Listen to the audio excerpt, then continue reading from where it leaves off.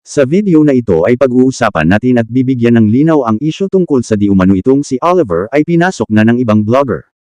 Gaano nga ba ito katotoo at ano kaya ang magiging reaksyon ni Daddy Frankie dito?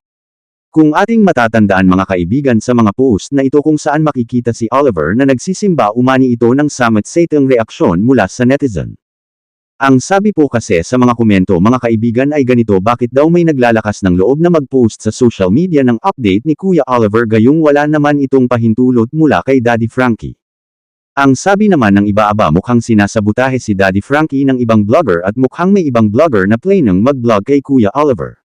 Pero mula sa mga tanong ng mga viewers na ito ay may isang dahilan ang lumutang tungkol sa pag-post kay Kuya Oliver at dito nasagot ang mga tanong ng mga netizen. Ayon nga sa investigasyon hindi nga daw ibang tao ang nag-post ito kundi isang kamag-anak doon ni Kuya Oliver. Ngayon ang punto dito mga kababayan, may karapatan ba ang ibang blogger na e-blog si Kuya Oliver kung sakali man may magtangkang lumapit sa kanya para e-blog?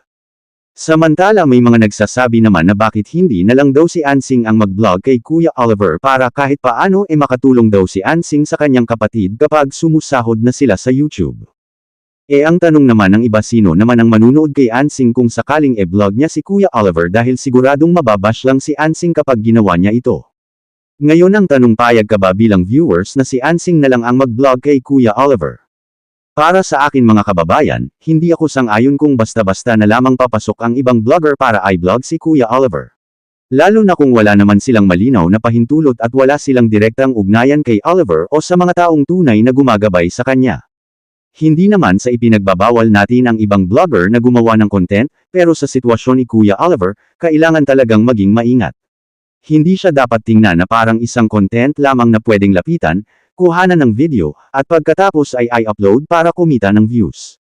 At para naman sa akin, kung si Ate Ansing mismo ang magbablog kay Kuya Oliver, sang-ayon ako sa posibilidad na iyon.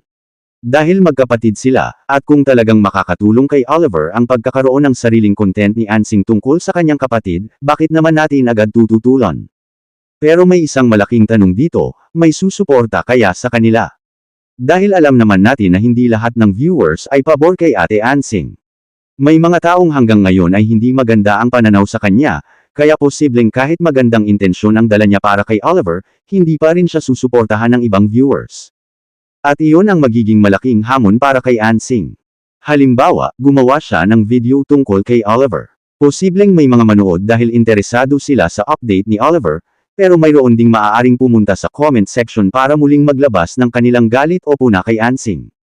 Kaya ang tanong talaga ay hindi lang kung kayang mag-blog ni Ansing kay Oliver, kundi kung tatanggapin ba siya ng viewers bilang taong magbibigay ng updates tungkol kay Oliver.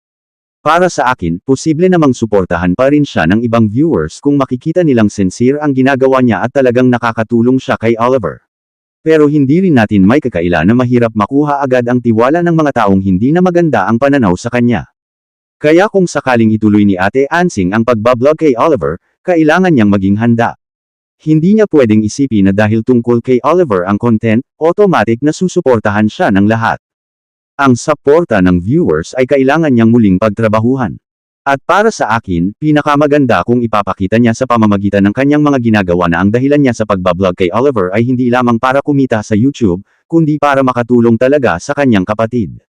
Kung iyon ang makikita ng viewers, baka unti-unti ring magbago ang pananaw ng ilan.